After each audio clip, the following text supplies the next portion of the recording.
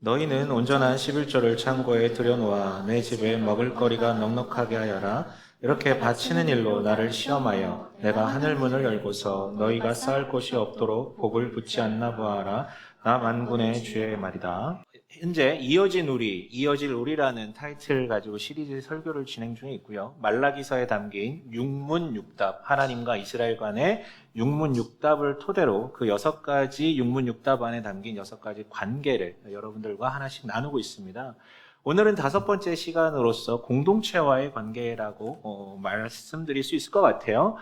바로 들어갈게요. 이번에도 하나님께서는 말씀하십니다. 그런데 지금까지는 좀 질책이 강했는데 오늘의 뉘앙스는 조금 다른 것 같아요. 뭔가 권유하듯이 이렇게 얘기하세요. 7절에 뭐라고 되어 있냐면 이제 너희는 나에게로 돌아오너라. 나도 너희에게로 돌아가겠다라고 얘기를 합니다. 그러자 이스라엘의 태도도 조금 달라진 것 같아요. 지금까지 빠락빠락 하면서 이제 반박하던 이스라엘이 뭔가 조금 톤 다운된 뜻이 이렇게 얘기를 하죠. 돌아가려면 우리가 무엇을 해야 합니까? 라고 묻습니다. 이에 하나님은 이렇게 말씀하시죠. 8절에 이렇게 얘기합니다. 사람이 하나님의 것을 훔치면 되겠느냐? 그런데도 너희는 나의 것을 훔치고서 우리가 주님의 무엇을 훔쳤습니까? 하고 되묻는구나. 11조 한물이 바로 그것이 아니냐? 그리고 이어지는 10절에는 이렇게 바치는 일로 나를 시험하여 복을 붙지 않나 보아라 라고 블라블라블라 말씀하시죠. 예, 처음에 되게 따뜻하게 시작했는데 갑자기 돌아가려면 어떻게 해야 됩니까? 라고 묻자 갑자기 강한 어조로 그리고 갑자기 뜬금없이 11조의 이야기를 우리한테 던지고 있어요. 여러분 이 말씀에 대해서 나누기 전에 재밌는 지점 하나만 말씀드릴게요. 여러분 혹시 이 본문 가지고 설교 들어보신 적 있으십니까? 두 종류로 나뉘더라고요. 사실 말라기가 구약 제일 마지막에 있고 되게 짧고 사실 선지서설교 우리가 듣기가 어렵지 않습니까? 그래서 사실 내가 어렸을 때부터 교회를 나왔지만 단 한 번도 들어본 적 없습니다라고 얘기하시는 분들 꽤나 많더라고요. 반면에 재밌는 것은 이 설교를 들어본 적, 이 본문을 들어본 적 있는 분들은 말라기 전체를 들어본 적 없고 딱 이 본문만 들어봤고요. 그리고 한 번만 들은 사람은 없어요. 그러니까 먹어봤으면 한 번만 먹은 게 아니라 계속 주고창창 들었다라는 것이죠. 이 본문을 가지고 설교를요.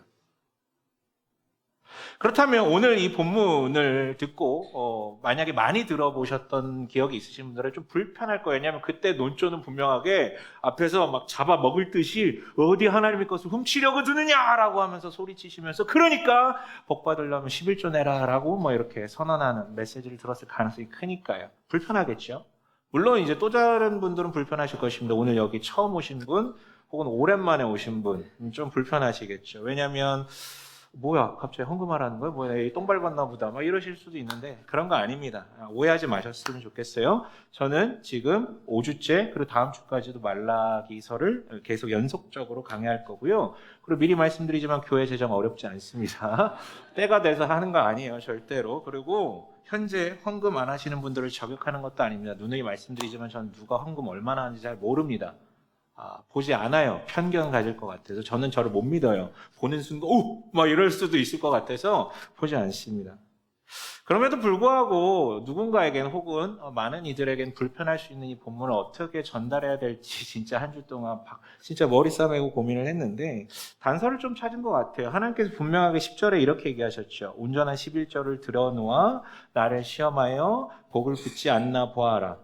즉, 이 구절을 문맥 없이 이 구절만 보면 여러분 저희는 이런 멘트를 어디서 듣냐면 증권사 한번 찾아가시면 영업 직원들이 이런 멘트를 칠 거예요. 뭐냐면 고객님 저만 믿고 눈 딱 감고 제가 이 설계한 이 상품에 한번 투자해 보십시오. 그러면 당신이 20년 뒤가 완벽하게 달라질 것입니다. 정말 한번 믿어보세요. 투자 한번 해보세요. 똑같습니다. 그래서 오늘 그냥 투자라는 주제를 가지고 여러분들과 조금 한번 얘기를 나눠보려고 해요. 그리고 미리 말하지만 맨 마지막에 여러분 헌금하셔야 됩니다라는 얘기 안 할 거예요. 안 할 겁니다. 오해하지 말고 들어주셨으면 좋겠어요.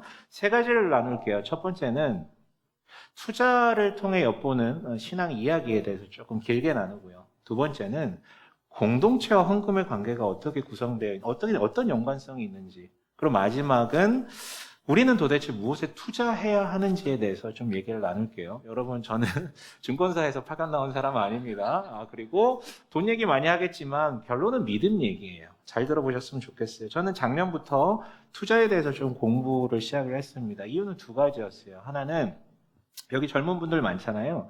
대부분이 뭔가 모르겠지만 이제 투자하시는 분들이 많을 거예요. 이 중 제가 아는 몇몇 분은 물리신 분들도 계시고요.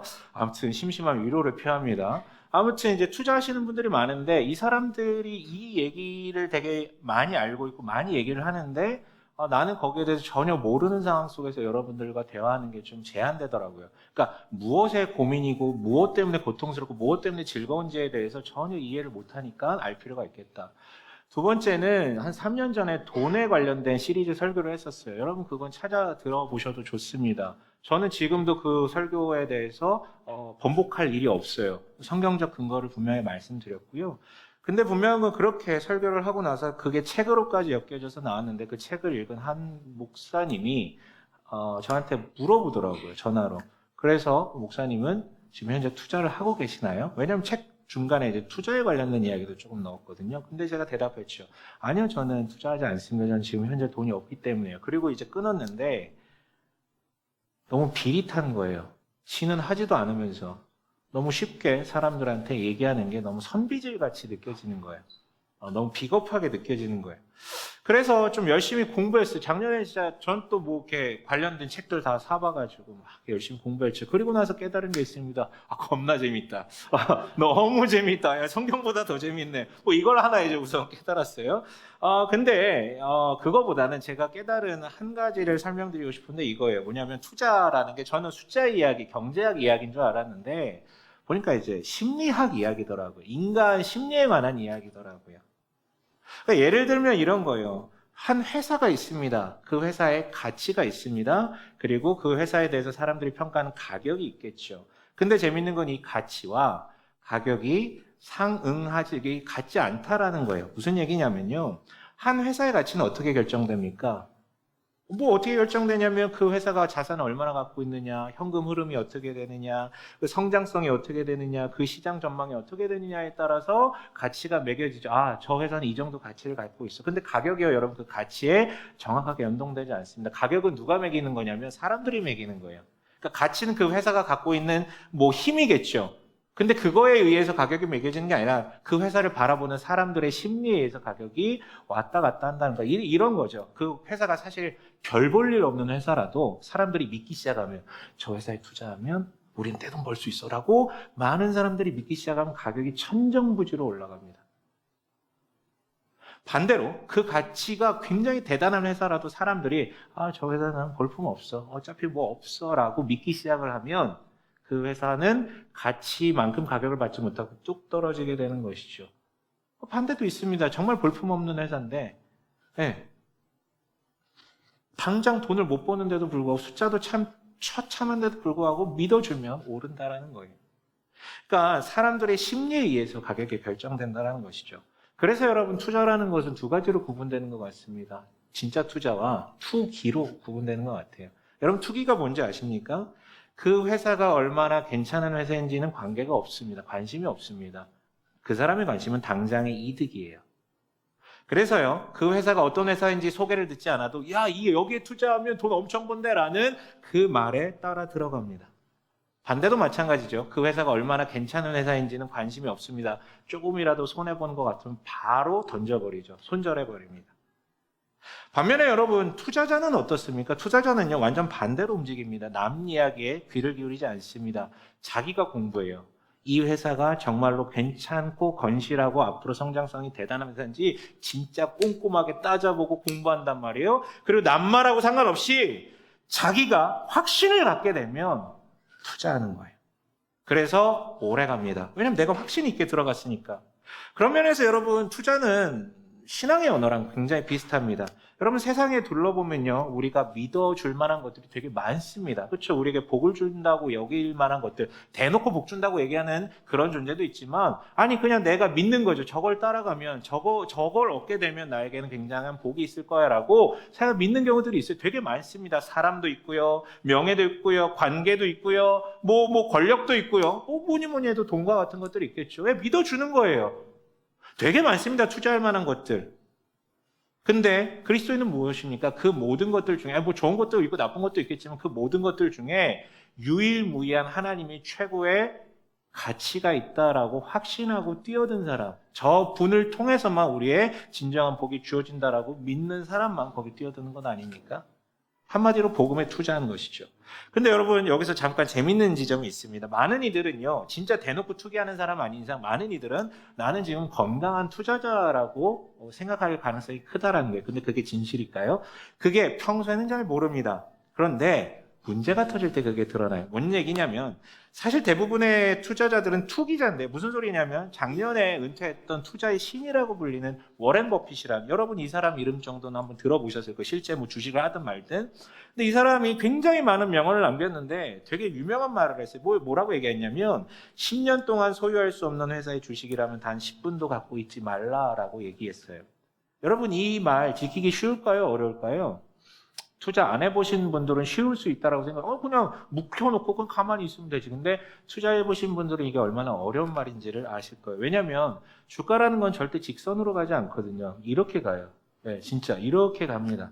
이렇게 갑니다. 그러니까 아무리 큰 확신을 가지고 그것을 내가 매입을 했더라도 이게 좀 울리네요. 네, 좀 울리는 것 같은데. 네네. 네, 이게 아무리 큰 확신을 가지고 그것을 내가 매입을 했더라도 10년 동안 이게 엄청난 변동성을 겪을 때 그거를 사람이야 자기 멘탈로 버텨낼 재간이 없으면 눈앞에서 숫자가 막 왔다 갔다 하는데요. 여러분 10% 버틸 수 있죠. 20% 버틸 수 있죠. 반토막 나면 어떻게 할 것입니까? 전액을 여러분 전자살 그 피땀 흘려 번 돈을 거기다 다 넣어놨는데 반토막이 났네. 아니 거기서 반의 반토막이 났네. 그걸 버틸 자신 있으십니까? 눈 돌아가요 여러분. 못 버텨요. 멘탈 아니요. 믿음이에요, 믿음. 근데 진짜 투자자는, 그러니까 투기자들은 여기서 던지기 시작을 합니다. 그러니까 자기는 투자자인 줄 알았는데 사실 투기였던 거지. 그만큼 확신이 없었던 거예요. 근데 진짜 투자자는 그럴 때 어떻게 하는 줄 아십니까? 물론 속쓰리죠. 물론 두렵죠. 근데 그때 질문을 던집니다. 내가 처음에 확신 있게 들어갔을 때와 지금이 이 회사에 달라진 게 있나? 즉 자기가 투자했던 근거가 있지 않습니까? 따져 물었던 그 근거가 있지 않습니까? 그걸 다시 물어보는 거예요. 내가 그때 샀을 때랑 지금이랑 바뀐 게 있나? 근데 만약에 바뀐 게 없어요. 단지 외부적 요인으로 인해서 이렇게 되는 거예요. 그러면요 여러분 평온을 되찾습니다. 왜냐면 바뀐 거, 가치가 바뀐 게 없거든. 그리고요 이 미친 인간들은 웃습니다. 진짜 확신 있는 투자자들은요 평온을 찾은 다음에 웃습니다. 왜 웃냐면 아니 사람들이 이 기업의 가치를 이렇게나 못 알아봐? 야 여기 진짜 보물과 같은 회사인데 근데 가격이 이렇게 싸졌어? 야 이건 진짜 내 전 재산을 들여가지고 투자할 때다 그래가지고 있는 거 없는 거 다 빌려다가 거기다 몰빵을 하죠. 여러분 이것은 정확하게 복음서에 보면 예수께서 하신 비유와 정확하게 비슷한 구절들이 있죠. 한 사람이 길을 가다가 밭에 묻힌 보화를 발견하게 되죠. 그것을 보는 순간 이 주인도 이거 모르나 보다. 아무도 이것을 모르나 보다. 그러니까 이 사람이 어떻게 합니까? 바로 그 길로 가서 자기가 갖고 있는 모든 재산을 다 처분해가지고 그 밭을 사죠. 밭을 산 게 아니라 뭘 산 겁니까? 그 밭에 묻힌 보화를 함께 사게 되는 것이죠. 기뻐하는 거예요. 다 올인해버리는 것이죠. 그렇게 만드는 것은 무엇입니까? 맹신 때문입니까? 아니요. 근거 있는 확신 때문이죠. 그런 의미에서 여러분들한테 한번 질문해 볼게요. 여러분의 믿음은 하나님께 투기하는 것입니까? 투자하는 것입니까? 오늘 본문의 문답을 한번 보세요. 말라기 시대의 이스라엘 사람들의 스스로를 하나님께 투자한 사람들이라고 생각해서 실제 행동도 나왔죠. 왜냐하면 저 페르시아에서 그나마 잘 정착해서 잘 살고 있었는데 우리가 하나님을 예배하고 하나님을 자유롭게 섬기겠다라는 그 일념 하나만으로 이 사람들은 페르시아에서 이스라엘 이 땅으로 이주해 왔어요. 100년 동안 이주해 왔다고요. 투자한 거예요. 자기의 인생을 걸고. 그래서 성전도 짓고 성벽도 짓고 종교개혁들도 엄청나게 일으켰죠. 투자했어요. 그런데 지나고 보니 현실이 팍팍합니다. 쉽게 말해 돈이 부족해요. 그러니까 그 팍팍함 때문에 하나님께 삐지게 되죠. 그 결과 중 하나로 여러 가지 증상이 들어왔는데 그 중에 하나가 11조를 누락하게 됩니다. 뭐냐면 돈이 부족하다고 여기니까 거기 들어갈 돈 막고 내가 쓸 때 쓰고 다른 곳에 투자하게 되는 것이죠. 그러니까 우리는 하나님께만 투자하겠습니다라고 대차게 귀환했는데 현실이 닥치고 보니 투기였던 것이 드러났던 것입니다. 여러분, 우리도 마찬가지입니다. 말라기의 현실처럼 하나님을 믿는데 내 기대와 다르게 현실이 반토막 날 때가 찾아온다라는 것이에요. 그때 바로 하나님께 내가 투기했던 것인지 투자했던 것인지가 증명됩니다.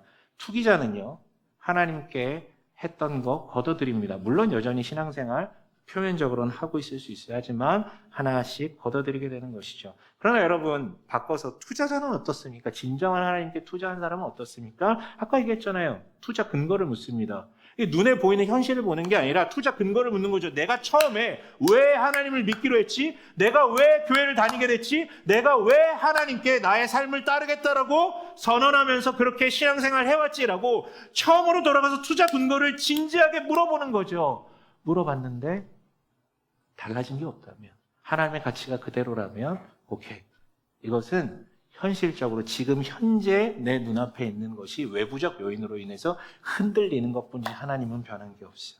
그리고 이내 평안을 되찾죠. 이게 끝일까요? 아니, 아까 얘기했잖아요. 미친 짓 한다고요. 무슨 미친 짓을 합니까? 하나님은 변한 게 없기 때문에, 하나님 살아계시기 때문에, 하나님 사랑이시기 때문에 오케이. 이렇게 어려운 순간에 하나님의 일하심, 하나님의 가치를 볼 때다 라는 확신을 가지고 하나님께 더 의존하게 됩니다. 그래서 여러분, 오늘 본문 시작할 때 어떻게 시작합니까? 6절에 이렇게 시작을 하죠. 하나님께서 이렇게 얘기하시죠. 뭐라고 얘기하냐면 나 주는 변하지 않는다라고 그 투자 근거를, 자신을 향한 투자 근거를 밝히시. 니네 처음에 거기서 구출해낼 때부터 나는 똑같은 존재야. 늘 똑같았어 라고 밝히면서 얘기하는 것이죠. 여러분, 간증 하나 할게요. 몇몇 분은 아실 텐데요. 사실은 재작년 말, 즉 24년 말과 작년 말, 불과 몇 달 전이죠. 25년 말, 정확하게 시기도 비슷해요. 12월 중순쯤에 교회에 재정적으로 큰 문제가 좀 생겼었어요. 그러니까 쉽게 말해서 오링이 난 거예요. 통장에 갑자기 예상하지 못했는 오링이 났고, 좀 저렴한 편이네요. 네, 아무튼, 네. 0이 됐고, 빠져나갈 돈은 빠져나가지 못하게 되고, 뭐 그런 사람 갑자기 연락이 온 거죠. 근데 문제는 뭐냐면, 여러분, 12월 중순이면 여러분, 회계 처리를 조금 아시는 분들이라면 유추할 수 있는 시기죠. 언제냐면, 이미 내년도 예산이 다 픽스가 돼서 공표만 하면 되는 시기고, 내년도 예산이라는 것은 뭐 줄어들 수도 있고 늘어날 수도 있겠지만, 저에게는 매번 이제 성도들이 조금씩 늘고 있기 때문에 확대 편성을 하거든요. 그러니까 1월부터는 나갈 돈이 더 많아지는 거예요. 근데 지금 당장 나가야 돈도 못 나간 상황인 거죠. 똑같아요. 24년 말에도 그랬고요. 12월 중순에. 작년 말에도 그랬어요. 와, 당황스럽더라고요. 그러니까 이거 어떻게 해야 됩니까? 제가 책임을 져야 되지 않습니까? 책상머리에 앉아가지고 고민하기 시작하는 거죠. 그리고 다 떠들어보는 거죠. 뭘 줄일 게 있나? 혹은 더 나아가서 우리가 뭔가 잘못 쓴 게 있나? 욕심부린 게 있나? 쓰지 말아야 될 것을 쓴 게 있나? 그래서 하나님께서 벌하시는 건가? 막으시는 건가? 오만 생각을 다 합니다. 근데 아무리 따져봐도 그런 건 아니에요. 그런 건 아니에요. 욕심 부리지 않았습니다. 가야 될 길로 가고 있습니다. 그래서 여전히 두려운 마음을 갖고 있었지만 주변 분들한테 얘기해서, 물론 머릿속으로는 대책을 마련을 하죠. 뭐 대책 없이 하는 건 아니니까 뭐 대책이라고 뭐가 있겠어요. 아, 내가 그냥 사례를 좀 덜 받지. 혹은 좀 뭐 안 받지. 혹은 뭐 대출을 받지. 뭐 이런 어떤 대책들이요. 그러나 이거는 머리만 굴릴 게 아니라 우리의 길이 분명하다면 기도해야 되겠다라는 생각에 주변 분들한테 기도 요청을 했습니다. 근데 제게 재밌는 사실이요. 딱 한 주 뒤에 갑자기 연락이 왔어요. 저희 교회 교인 성도분의 이제 부모님이신데 저를 만나보고 싶다고. 왜 그러시 갑자기? 만났어요. 근데 갑자기 본인이 집을 좀 처분을 했는데 거기에 대한 11조를 아들 다니는 교회, 성별이 밝혀졌네요. 아무튼 아들 다니는 교회, 원고대로 하지 않으니까 이런 문제가 발생하는 거예요. 아무튼. 네, 아무튼. 그래서 아들 다니는 교회 하고 싶다고 그래가지고 하셨어요. 그러니까 진짜 딱 일주일 만에 그게 다 해소된 거죠. 전 너무 감사했어요. 월급을 받을 수 있구나. 네, 뭐 그런 것 때문에 감사한 것은 아니고, 제가 감사했던 건 이거죠. 늘 불안했는데, 요즘 우리 제대로 가고 있는지 늘 불안했는데,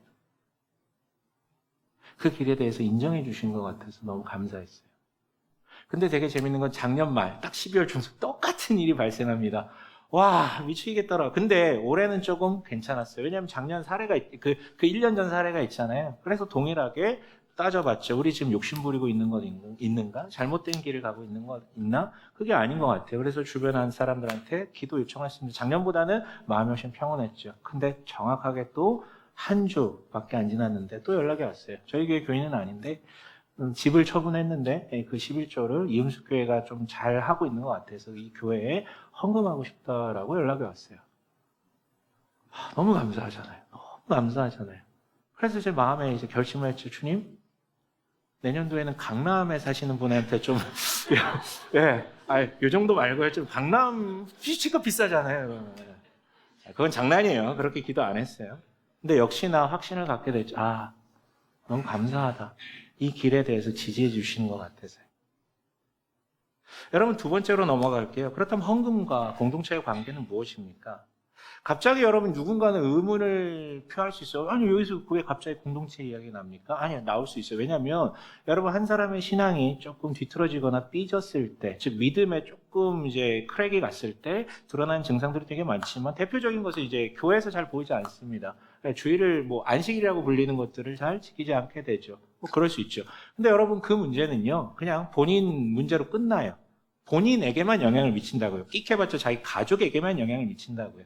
근데 여러분, 이 11조라고 불리는 돈 얘기는 어떻게 될까요? 이것은요, 여러분, 공동체 문제로 이어져요. 잘 들어보세요.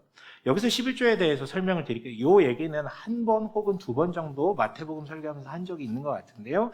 여러분, 11조는 10분의 1이라고 여러분 알고 계시죠? 아닙니다. 정확하게 비율을 화하면 23.3%가 맞을 거예요. 왜 그러냐면, 레위기와 신명기를 토대로 그 율법을 계산해 보면 제1, 제2, 제3의 11조라는 게 있어요.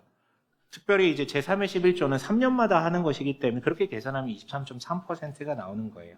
왜 이렇게 분류했냐면 이것은 각각의 목적이 달랐기 때문입니다. 그러니까 이런 거예요. 여러분, 23.3% 너무 많은 것 같은데, 아니요, 여러분들도 만약에 11조를 하고 계시다면 그 정도 여러분 하고 계세요. 무슨 얘기냐면, 당대에는 교회와 국가가 하나였어요. 즉, 헌금과 세금이 하나였단 말이에요. 그러니까 여러분들도 지금 만약 11조를 한다고 하면 그것과 여러분이 국가에 내는 세금을 합치면 거의 23.3% 돼요. 물론 이 중에 소득 구간이 너무 높으신 분들 훨씬 많이 내겠죠. 좀 친해집시다. 그런 분 제가 알기로는 없는 걸로 알고 있는데 아무튼 보통 한 23.3% 합니다. 그러니까 당시 유대인들은 다 그냥 예루살렘 교회 딱 하나, 그 교회 다니는 모두 성도들인 거예요. 그래서 세금과 헌금이 하나예요. 자, 그런데 1, 2, 3을 구분해 놓은 이유는 사용 목적이 달랐기 때문이죠. 1의 11조는 철저하게 신앙적 목적이에요. 뭐냐면 성전과 제사 운영비, 우리로 따지면 예배당 유지비와 교회 사역자 급여나 이런 부분들로 이제 이렇게 드리는 거죠. 아니면 예배는 활동들을 위한 거, 주일 예배를 위한 거죠. 반면에 제2의 11조는 뭐냐면 신앙이 아니라 이스라엘 공동체 유지입니다. 그러니까 우리로 따지면 세금 내잖아요. 세금 가지고 사회 안전망을 구성하고 이 사회가 존속할 수 있게끔 국가가 그걸 가지고 쓰잖아요. 그 역할을 했던 거예요. 제3의 11조는요. 복지요, 복지. 그러니까 당시 그거 가지고 복지했던 거예요. 그런데 이런 구도에서 여러분 만약에 11조를 하지 않게 된다면 어떤 일이 발생할까요? 간단해요. 신앙 기능이 우선 무력화되겠죠. 이 관리비, 임대료 이런 거 나가지 않습니다. 물론 그 당시에는 건물을 지어놨기 때문에 임대료 낼 필요는 없겠지만 유지 보수를 계속 해야 될 거 아니에요. 그렇게 큰 건물을. 더 나아가서 성전에서 사용하고 있는 사람들, 제사장과 레위인들에 대해서 살해를 할 수 없습니다. 그러면 어떻게 될까요? 먹고 살아야 되니까요. 일하러 나가겠죠. 일하러 나가면 예배 기능이 약화되는 것을 넘어서 아예 일만 하게 된다면 누구도 예배를 집전해 줄 사람이 없게 되기 때문에 가르칠 사람도 없어지기 때문에 예배는 존속할 수 없습니다. 더 나아가서요. 제2의 11조. 세금을 내지 않으면 어떻게 되겠습니까? 사회 시스템이 무력화되겠죠. 3의 11조. 복지로 쓰이는 이것이 무력화되면 어떻게 되겠습니까? 과부와 고아와 나그네라고 불리는 사람들이 사라지겠죠. 그게 좋은 일이 아니에요. 다 죽는다는 얘기예요. 그런데 여러분, 우리 모두 다 이런 사회적 약자가 될 수 있지 않습니까? 여러분, 여러분의 인생을 자신하십니까? 그래서 실업급여 받으시는 거잖아요. 사회가 안정망을 구축해냈기 때문에. 그러니까 돈이 있어야지 국가가 존속되고요. 돈이 있어야지 교회 기능이 존속될 수 있습니다. 그래서 국가를 통해 물리적인 보호를 받듯이 교회를 통해서 영적 보호를 받게 되는 것이죠. 여러분, 하나님이 11조 왜 얘기하십니까? 돈이 없어서입니까? 하나님이 돈이 고파서입니까? 하나님 돈이 왜 필요합니까? 그러니까 이게 귀찮게 그 돈 때문에 힘들어하는 거 아는데 이거 가지고 왜 이렇게 얘기를 하십니까? 왜요? 노골적으로 말씀하시는 이유는 당신을 보호할 공동체가 필요하니까요. 당신은 공동체 안에서 보호받아야 되니까요. 여러분, 이런 말라기서의 이 이렇게까지 노골적으로 헌금 얘기하는 본문은 이거밖에 없거든요. 이렇게 구약 말매 이렇게까지 노골적으로 하나님께서 말씀하신 결과 사람들은 어떻게 됐을까요? 효과가 있긴 했어요. 왜냐하면 이 당시는 아니지만 말라기 시대 조금 지난 다음에 이스라엘이요, 진짜로 독립전쟁을 벌여서 독립하게 된 일이 한 번 있었거든요. 그때 하스모니안 왕조라는 그 왕조를 건국하게 되는데, 그때 이 독립전쟁에 가장 강렬하게 뛰어댔던 집단들을 가리켜서 바리새인들이라고 불러요. 훗날. 바리새인들. 건국의 주역들인 것이죠. 이 사람들의 열망은 뭡니까? 야, 우리가 하나님께 투자 안 해서 이렇게 된 것이다. 선배들이 투자한다라고 했는데 다 투기였다. 우리는 더 이상 뒤로 돌아가지 말자. 하나님께만 투자하자. 그리고 그 것 중에 가장 중요한 게 11조. 그리고 11조 우리 정확하게 해야 된다. 진짜 미치도록 정확하게 해야 된다. 그래서 막 얘기하는데 사람들이 잘 안 하니까 막 강하게 정죄를 하죠. 왜 안 해? 왜 안 해? 왜 안 해? 이러면서. 다 이유가 있어서 얘기하는 거예요. 우리는 하나님께 투자한 사람들이라고 얘기하면서요. 그런데 정죄하는 그들을 보고 예수께서 그들을 정죄하시죠. 마태복음 23장 23절에 이렇게 되어 있습니다. 함께 읽어볼까요? 시작. 율법학자들과 바리새파 사람들아, 위선자들아, 너희에게 화가 있다. 정의와 자비와 신의와 같은 율법의 더 중요한 요소들은 버렸다. 그것들도 소홀히 하지 않아야 했지만 이것들도 마땅히 행해야 했다. 왜 이런 말씀하셨을까요? 그 당시는요, 파탄난 사회였기 때문에. 그러니까 70%가 남의 그러니까 70%가 다 소장농이나 그러니까 일꾼으로, 그러니까 일용직 노동자들이었어요. 그러니까 뭘 쌓아놓고 자시고 할 게 없어. 오늘 겨우 벌어먹고 사는 사람들이었었어요. 근데 그들에게도 너무 가혹하게 11조에 대해서 막 후려치니까 박하와 뭐 이런 거. 그러니까 뭐냐면 지나가다 빵 하나 얻어먹어도 그것도 다 떼내줘야 된다는 것이죠. 그러니까 니네들은 지금 선을 넘었다라면서, 그리고 오히려 얘기하시는 거죠. 너희는 하나님께서 공동체를 세우기 위해 주신 이 11조 법을 가지고 너희들은 지킨다라는 이유로 자기 의의를 삼고, 반대로 이 공동체를 위해 주신 11조 법을 가지고 휘둘러가지고 몽둥이처럼 휘둘러서 사람들을 공동체로부터 와해시키고 있다라고 지금 질책하시는 것이죠. 여러분, 결론적으로요. 누군가는 하나님께 삐져서 그냥 돈에 몰입해버립니다. 그래서 11조를 하지 않게 된다면 결과적으로 공동체가 와야 되겠죠. 반대로 어떤 이들은 그것을 철저하게 지킨다면서 자기 일을 삼거나 아니면 남을 수도로 팹니다. 동일하게 공동체가 와야 되겠죠. 여러분, 이게 현실이에요. 하나님께서는 우리를 위해 필요하기 때문에 공동체가 너무나 필요하고 공동체가 유지되기 위해서는 돈이 필요하고, 그를 위해서 11조라는 법을 우리한테 제안해 주셨는데 결론은 그 11조 법 때문에 모두가 망하게 생겼습니다. 셋째로 넘어가죠. 그렇다면 여러분, 우리는 무엇에 투자해야 됩니까?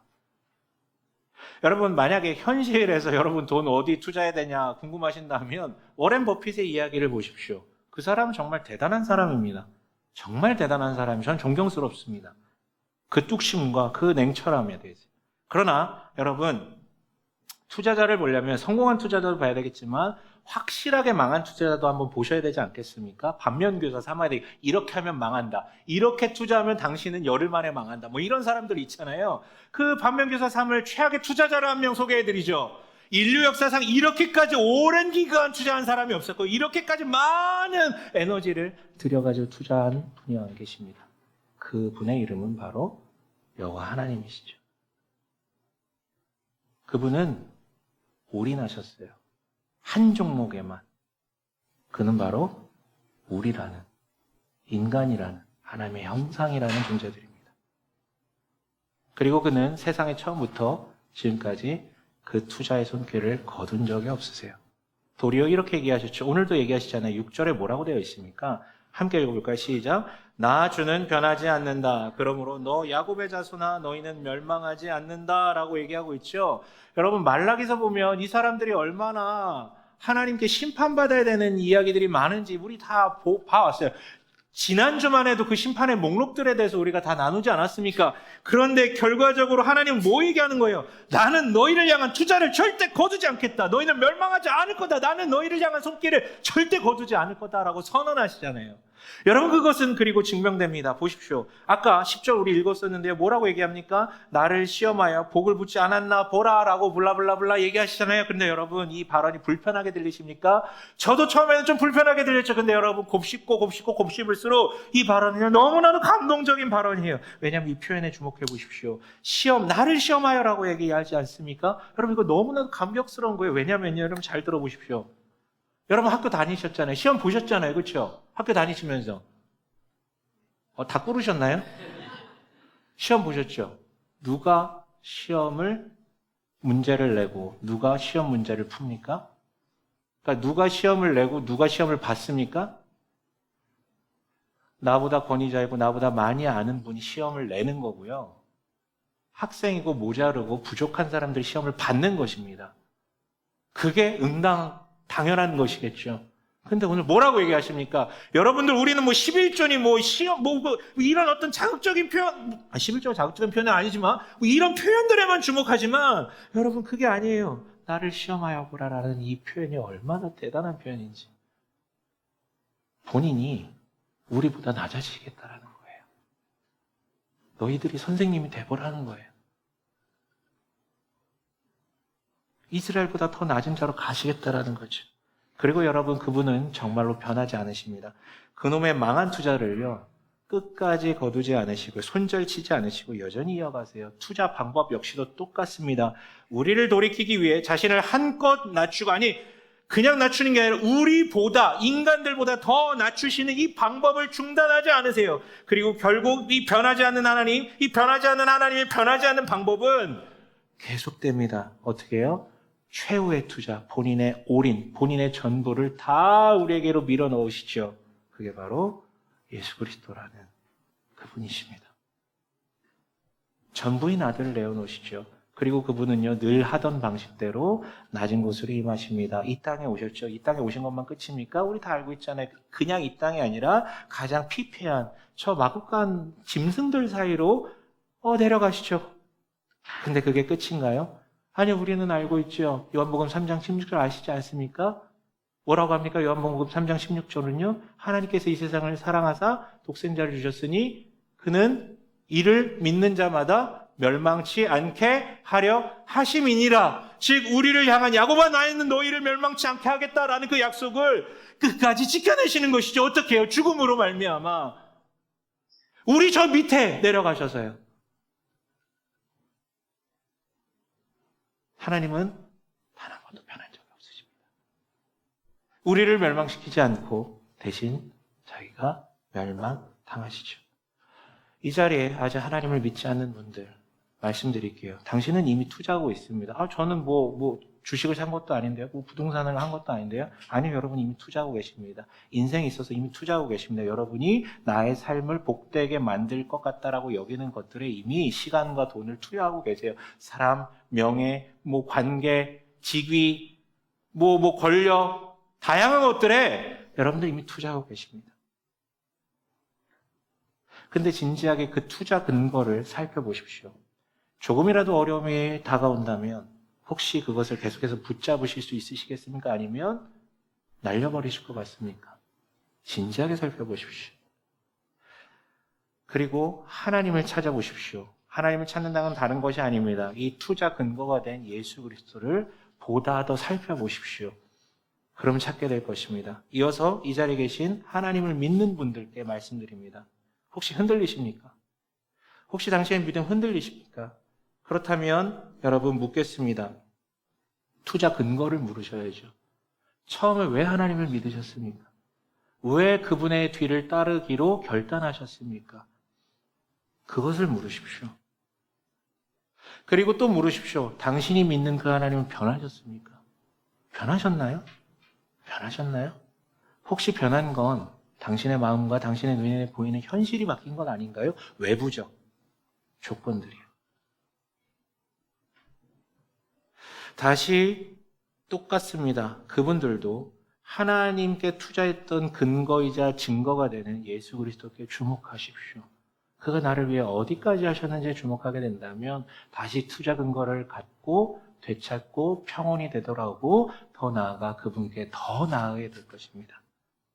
그렇다면 우리는 평온을 되찾게 되고 더 나아가서 내 노력을 얻을 수 있는 공동체도 얻게 되겠죠. 로마서 12장 5절에 이렇게 얘기합니다. 함께 읽어보겠습니다. 시작.